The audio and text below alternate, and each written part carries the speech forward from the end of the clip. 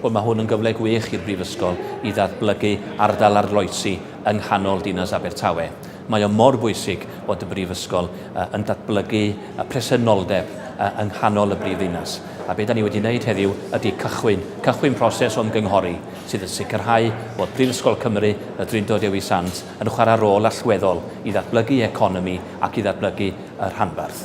Un o'r pwyntiau allweddol i ni dwi'n credu yn y Brifysgol wrth lawnsio y datblygiad yma yw sicrhau fod yna gyfleoedd i ddenu cwmnïau newydd i Gymru ac i Abertawe, a hefyd i ddatblygu cwmnïau gan y graddedigion yn hunan.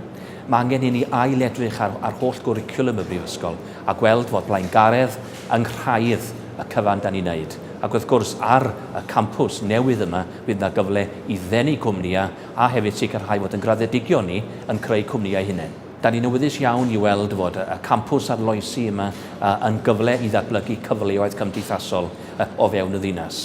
Mae o'n fwy na dim ond campws academaidd. Mae o'n gyfle i bobl cael gwaith, i ddatblygu sgiliau a byw a cymdeithasu. Math newydd o weithgaredd, math newydd o gampws sy'n dod â'r cyfan ynghyd i greu hyder dinesig.